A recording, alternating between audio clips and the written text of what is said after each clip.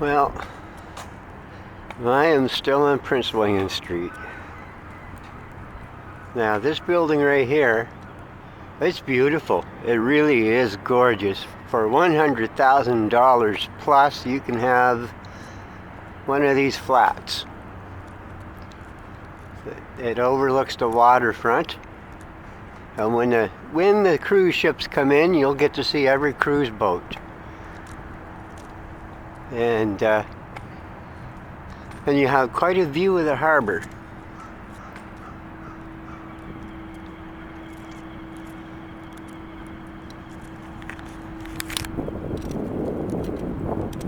Well, I see the tide is in. It's probably on its way out right now, though. We're just taking a little walk. Yeah. Each one of these big flats was, you actually have to be quite well off to live in there. I'm sure they're very beautiful, though.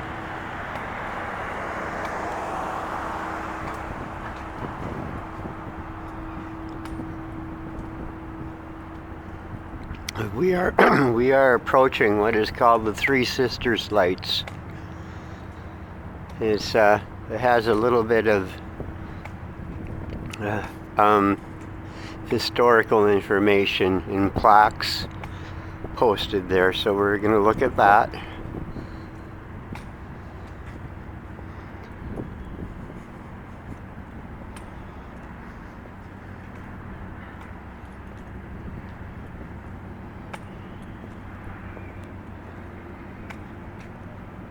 Yep.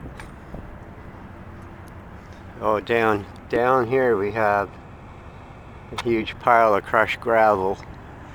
Before the potash industry crash, you would have seen a great big huge pile of potash covered with a big black tarp. But the potash industry totally crashed. There's Partridge Island there.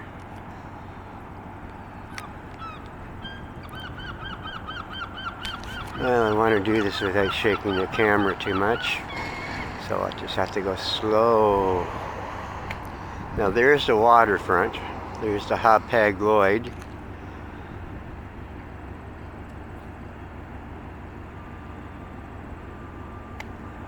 There's a name on the bell, Glasgow Express.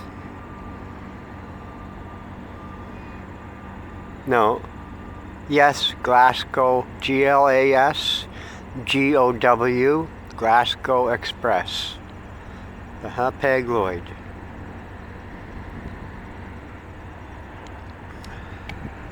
Now, you can see that's the interior harbor. The dredgers are busy working in there. So this is where the service boats are coming in here to get to haul away the barges.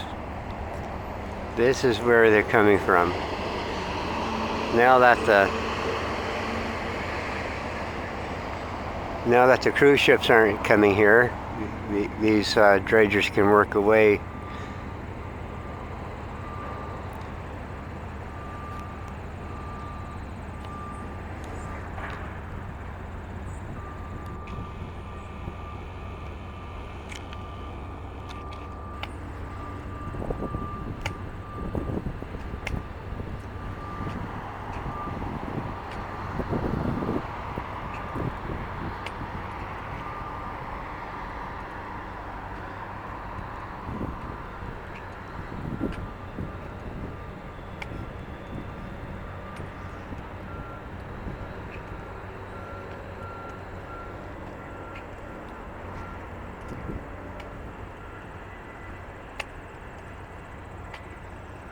And yeah, you'll see a bunch of rose hips for the cruise ship passengers coming in. decorated the city, planted gardens and stuff. But all these rose hips here could be collected, and they could be saved. 5 rose hips equal an orange in vitamin C. And very nutritious. You could wash them off, cut them up, dice them, and add them to salad. The rose hips, I mean.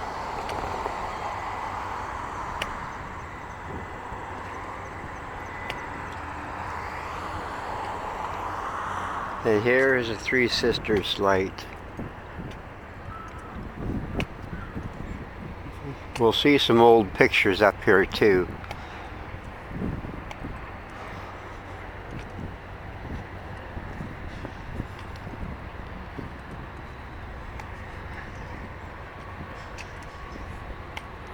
Now here is what we call the Red Brick Road. This is a walking path that takes you all the way around the harbor to Reversing Falls. Reversing Falls is just over there. It's well, I'll have to film that someday. But that is directly over there, opposite side of the harbor, is where the 1604 Maliseet village Samuel de Champlain drew when he surveyed here back then. It must have, the country must have looked a lot different then.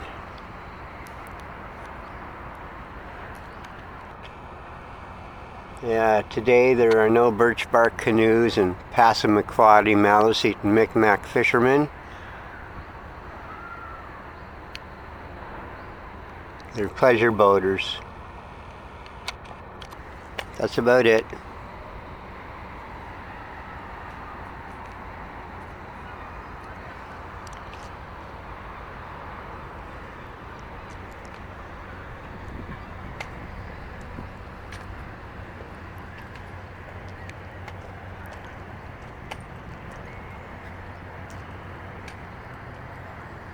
Now here's the Partridge Island plaque.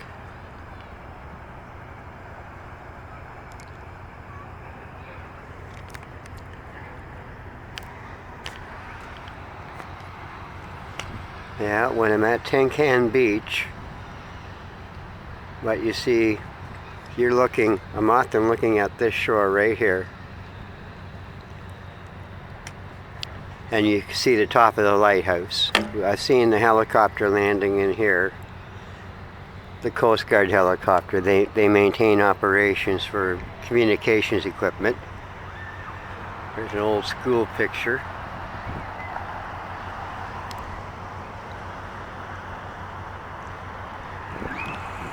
And just about everything from that cross all the way down to where the waterfront is now, that wasn't there. That was all filled in for waterfront development.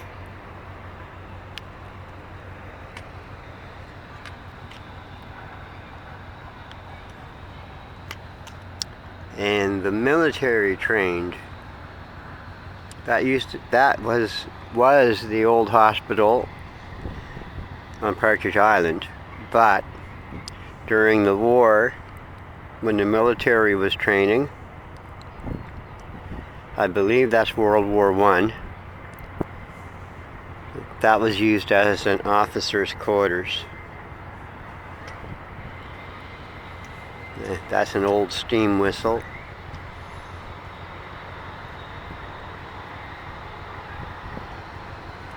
Now maybe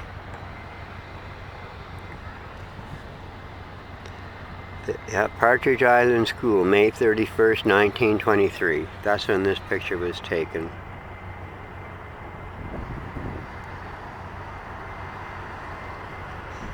Now this here, number 4, this is men Men of the 1st Contingent of the 3rd Canadian Garrison Artillery prepared to leave the island for Valcartier, Quebec. The hospital at the rear was used as officers' quarters. That's the original foghorn there. It was steam powered.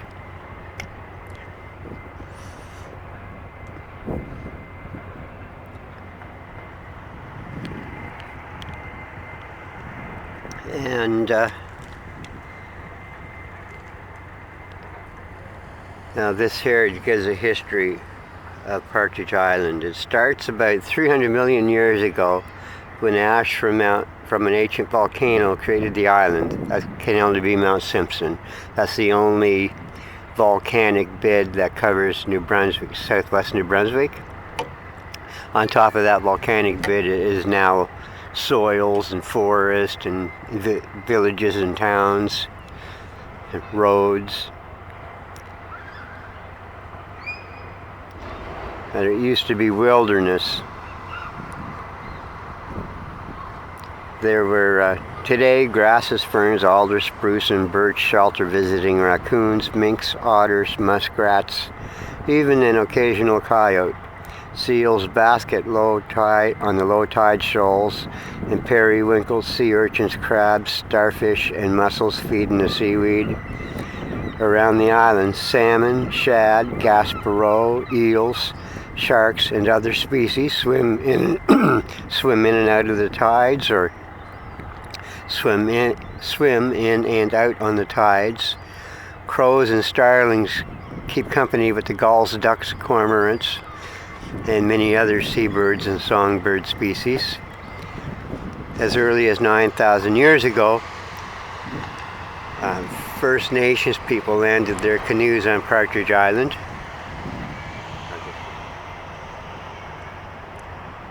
Over time, they were followed by European fishing and exploring vessels. A Samuel de Champlain map from 1604 shows Isle Perdix, which translates as Partridge Island, guarding the harbor entrance. Let's zoom that in.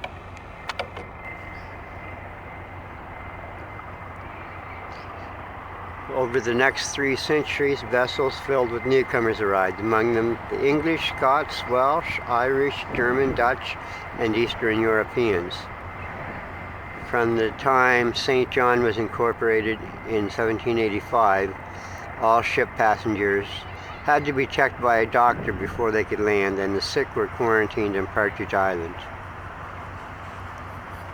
A busy community developed. There were families that fished, gardened, picked berries, and produced enough children for a Partridge Island school and a teacher. Doctors lived there too, as did other quarantine station staff. The lighthouse had a succession of keepers and assistants. Wow, there's a long history there. Okay, this is an interesting plaque, and it shows a lot of history. Now, these houses, oh gosh, you can't really see now, can you? There are houses in that picture that were burned long ago. There's remains of the hospital there, but the other wooden structures are long gone.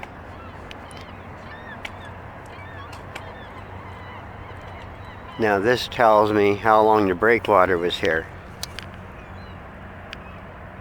This is I'll lean this walking stick here. No, I won't. That's the Three Sisters lamp right there. Let me see now, the 1953 photo. This is a 1953 photo of this lamp here.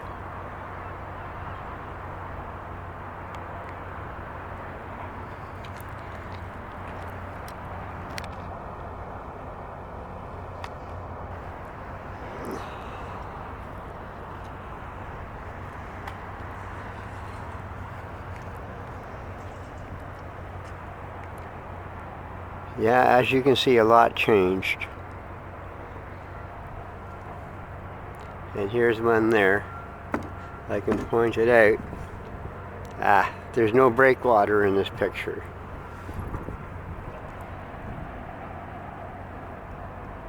No, there's no breakwater. The three lamps were much closer to the water when they were erected in 1848, before the Lower Cove waterfront was filled in and built outward to accommodate larger ships and commercial uses. Now, that's interesting. Yeah, would have been an interesting spot.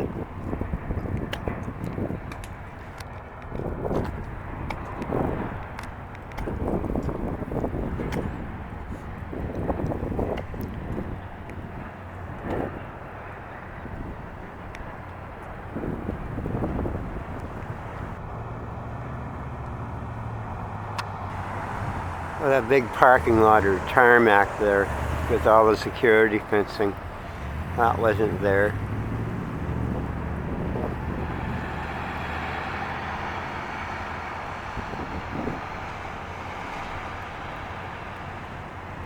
It was all filled in. Since 1848 they started filling in this for larger ships for commercial uses. In 1848 the whaling industry was strong, and there was a lot of goods imported and exported from this port. 1867, Canada became a nation. The St. Lawrence Railroad, that was being worked on. That was finished in the 1800s. So they needed a strong port. And this is one of the few ice-free, year-round ice-free ports. That's what made it special. Okay, that's enough of this video. I have to get back to the house.